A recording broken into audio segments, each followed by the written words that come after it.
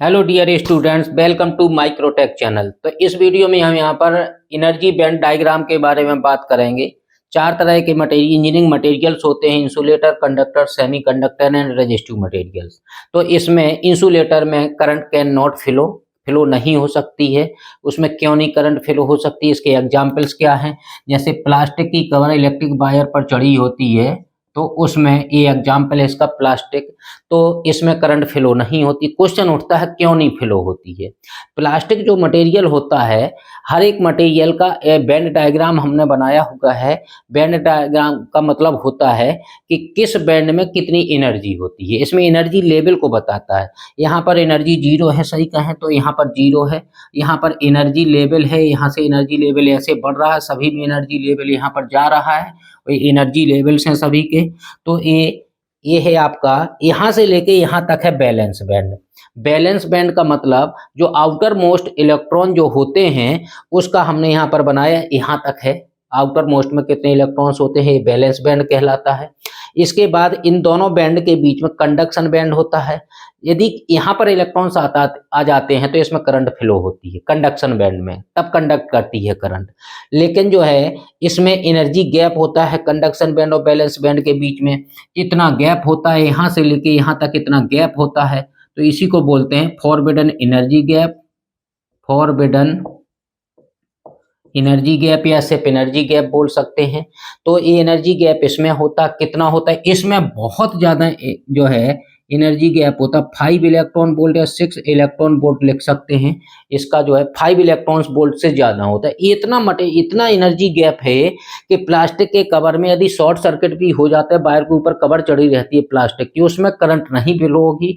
जो अंदर conductor wire होता है सिलिकॉन या कॉपर या एल्यूमिनियम का, उसमें करंट फ्लो होती है। लेकिन इसमें करंट कंडक्ट नहीं कर सकती है, भले ही ये मटेरियल जल के नष्ट हो जाए, लेकिन यहाँ से इलेक्ट्रॉन यहाँ पर नहीं पहुँच सकता है। और जब तक कंडक्शन बैंड में इलेक्ट्रॉन नहीं आएगा यहाँ से जंप करके यहाँ पर, तब तक करंट फ्लो नहीं होगी। इसलिए ये इंसुलेटर मटेरियल में एनर्जी गैप बहुत ज़्यादा होता है। क्लियर है? दूसरा है semi conductor material. Semi conductor materials conductor materials are those materials in which current can flow easily. इसमें क्यों करंट फ्लो हो जाती है? क्योंकि यहाँ पर देखिए, यहाँ से लेके यहाँ तक का ये वाला बैंड है, जो यहाँ से लेके यहाँ तक हमने बनाया बैलेंस बैंड, ये है कंडक्शन बैंड, यहाँ से लेके यहाँ तक। तो कंडक्शन बैंड, बैलेंस बैंड कहाँ से कहाँ तक है? यहाँ से लेके यहाँ तक बैंड बनाया हमने। कौन सा? ये बनाया है बैलेंस बैंड। दूसरा बैंड और यहाँ पर बना है जो कंडक्शन बैंड है, यहाँ से लेके यहाँ तक कंडक्शन बैंड है। तो कंडक्शन बैंड कहाँ से लेके कहाँ तक होता है? कंडक्शन बैंड ऐसे कर देते हैं हम, यहाँ से लेके यहाँ तक कंडक्शन बैंड होता है। कंडक्शन बैंड यहाँ से लेके यहाँ तक बैलेंस बैंड, यहाँ पर कंडक्शन बैंड, जो यहाँ पर हम डिवाइड किया है। यहाँ पर EC लिखा है, कंडक्शन बैंड का गैप होता है, और EB लिखा है जो बैलेंस बैंड का होता है। तो यहाँ पर है कौन सा बैंड है?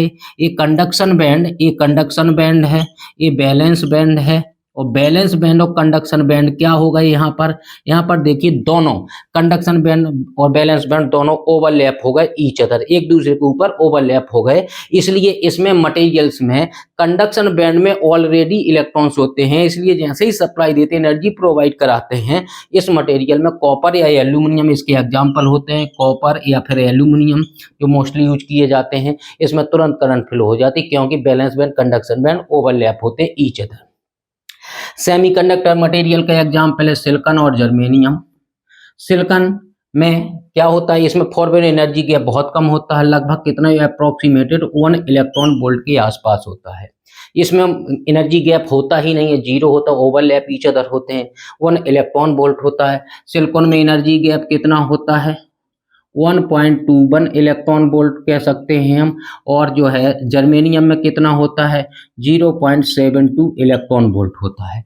तो एनर्जी गैप जनरल में लिखा है 1 इलेक्ट्रॉन वोल्ट के आसपास होता है। बैलेंस बैंड, कंडक्शन बैंड, यहाँ पर आउटर मोस्ट इलेक्ट्रॉन में 4 इलेक्ट्रॉन्स घूमते रहते हैं। यहाँ पर यदि ये इलेक्ट्रॉन्स किसी भी तरह से यहाँ चला जाता है, यदि यहाँ से इलेक्ट्रॉन यहाँ चला जाए तो इस सेमीकंडक्टर मटेरियल में करंट फ्लो हो जाती है। इसमें एनर्जी गैप बहुत कम होता है, इससे कम, और इन दो इसमें तो होता ही नहीं है, इससे कम होता है, इसलिए फॉरवर्ड एनर्जी गैप बहुत ही कम होता है। और एक कोवेलेंट बॉन्ड बनाए होते हैं, वो उसका डिटेल अगले वीडियो में मिलेगा। तो यदि यहाँ से एनर्जी मिल जाए इसको, ये छोटा सा गैप है 1 इलेक्ट्रॉन वोल्ट के आसपास, तो यहाँ का इलेक्ट्रॉन जंप लगा के यहाँ चला जाएगा, तो यहाँ पर खाली जगह छोड़ जाएगा, जिसको हम होल बोलते हैं। ये इलेक्ट्रॉन जब यहाँ पहुंच जाएगा तब सेमीकंडक्टर मटेरियल में करंट फ्लो हो जाती है। तो वेरी लो टेम्परेचर पर तो इलेक्ट्रॉन्स यहाँ से नहीं पहुंच जाता, रूम टेम्परेचर करंट यहाँ से यहाँ जो है इलेक्ट्रॉन यहाँ से यहाँ फ्लो हो जाते हैं। इस इलेक्ट्रॉन को हम क्या बोलते हैं? इसको बोलते हैं फ्री इलेक्ट्रॉन। जब कंडक्शन बैंड में इलेक्ट्रॉन होता है उसको बोलते हैं फ्री इलेक्ट्रॉन। तो इसमें करंट रूम टेम्परेचर पर नहीं होती, करंट फ्लो लो टेम्परेचर पर नहीं होती और रूम टेम्परेचर पर करंट फ्लो हो जाती है। चौथा मटेरियल होता है रेजिस्टिव मटेरियल। रेजिस्टिव मटेरियल किसे बोलते हैं? जिसमें जो है बैलेंस बैंड एनर्जी गैप लगभग 2 इलेक्ट्रॉन वोल्ट के आसपास होता है। इसमें बैलेंस बैंड ये conduction forward energy gap moderate होता है, बीच का होता है, इससे ज़्यादा होता है। इसमें जो है इस मटेरियल का इसका यूज कहाँ किया जाता है? इसका एग्जाम्पल क्या है? कार्बन है, कार्बन। और कार्बन का सी इंडिकेटर 6 इलेक्ट्रॉन होते हैं, इसमें 6 इलेक्ट्रॉन्स होते हैं, इसलिए इसमें इसका यूज कहाँ का किया जाता है? रजिस्टर बनाने में इस मटेरियल का यूज किया जाता है, जिससे रेजिस्टेंस बनते हैं, रजिस्टर बनते हैं, और जो है इसलिए इसको रेजिस्टिव मटेरियल बोला जाता है। कार्बन मटेरियल से बनते हैं। Okay, thank you.